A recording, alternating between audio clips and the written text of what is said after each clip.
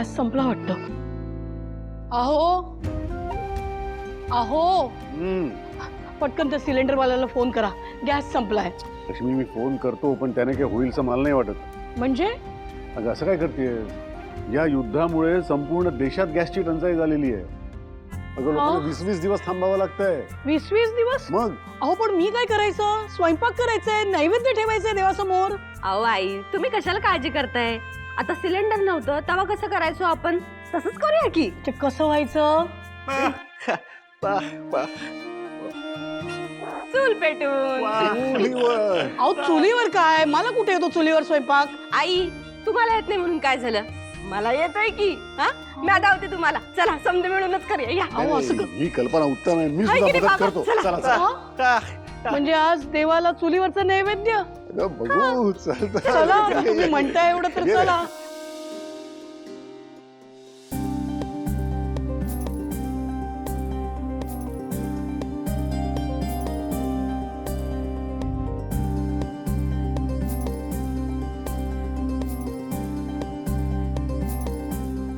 आहाहाहा, वा वा. लक्ष्मी चुलीवरच्या जेवणाचा काय खमंग वास सुटलाय ग. वा वा वा, मजा आली. हो ना. बघा ना काय गंमत आहे.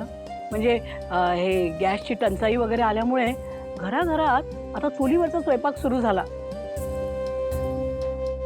पण तुम्हाला सांगते, मला कुठे येतो चुलीवरचा स्वयंपाक? हिचा आग्रह हिनेच शिकवला. हो, अरे वा.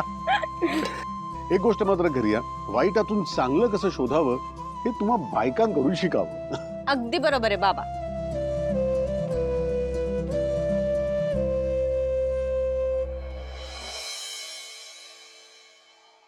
Good morning. Good morning.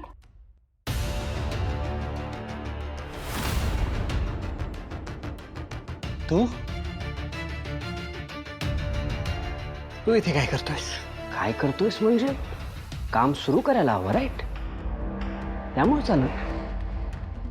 After all we are partners, नाही का? Partners my foot. जानू, इथे काम करत असताना मी तुला या ऑफिसमध्ये पाऊलही ठेवू देईन असं वाटलंच कसं काय तुला? Just get the hell out of here. निघ आता, अदरवाईज धक्के मारून बाहेर काढेन. काढ मग. पण आय एम सॉरी जयंत, मी इथून हलणार नाही.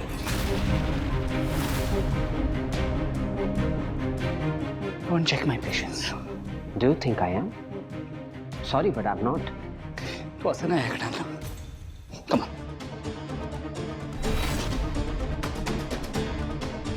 तू कितीही प्रयत्न केलेस तरी मला इथून बाहेर काढू शकत नाहीस.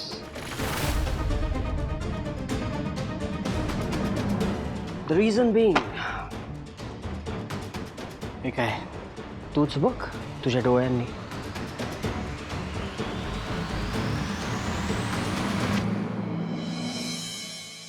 वा लक्ष्मी, आज भाजी अप्रतिम झाली होती. अगं इतका जेवलो माहिती का तुला मी.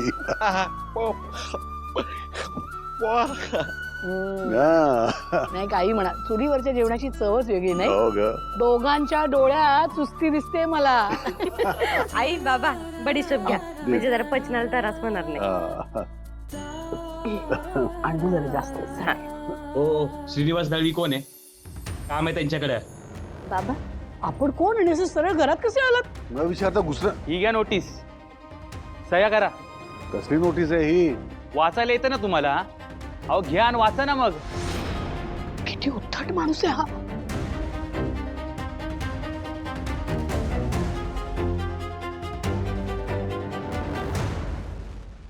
हा घ्या पेन, सही करा. कसली नोटीस आहे? कोणी पाठवली? काय लिहिलंय? लक्ष्मी,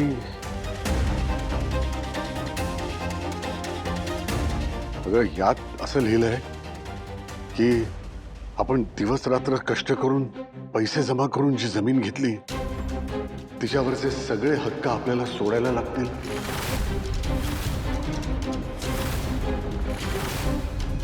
आणि हे जी किंमत सांगतील त्या किमतीत ती जमीन आपल्याला विकावी लागेल. मग आपली जमीन आपण यांना का द्यायची? अगं मलाही काहीच कळत नाहीये. म्हणजे इतकी वर्ष आपण स्वतःच्या घराचं जे स्वप्न पाहिलं ते असं विसरायचं? सोडून द्यायचं आणि ते सुद्धा यांच्या सांगण्यावरून.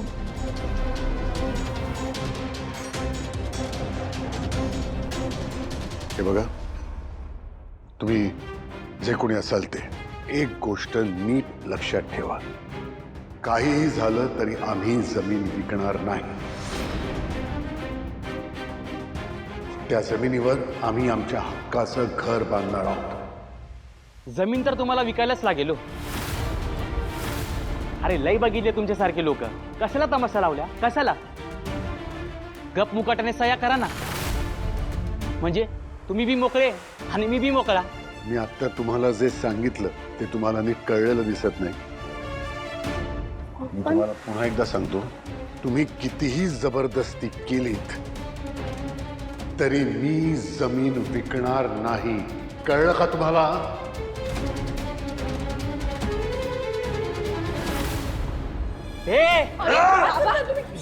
मी काय करायचं आणि काय नाही करायचं ना, हे तू मला शिकवू नकोस. काय करताय तुम्ही? सोडा, ही कसली गुंडागर्दी, सोडा म्हटलं ना. तुझ्या बायकोला समजावा, तिला तोंड बंद करायला सांगा, आधीच सांगतोय.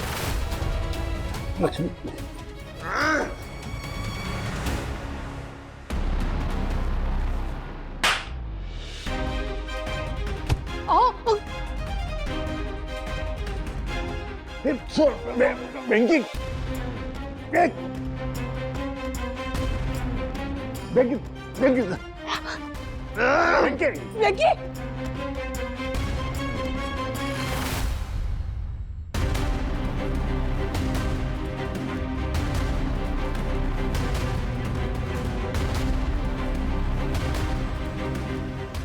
हे बघा, तुमच्या या धमक्यांचा माझ्यावर काहीही परिणाम होणार नाही. मी पुन्हा एकदा सांगतो, ती जमीन मी विकणार नाही.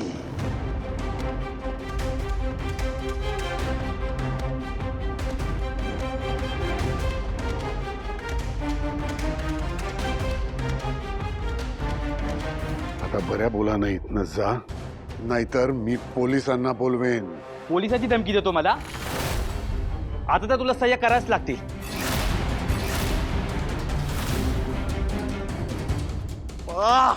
अरे हा हा, जातोय, पण मी परत येणार आहे, हे लक्षात ठेवा. मग बघतो ना तुम्ही कशा सह्या करता का नाही. परत येणार आहे मी.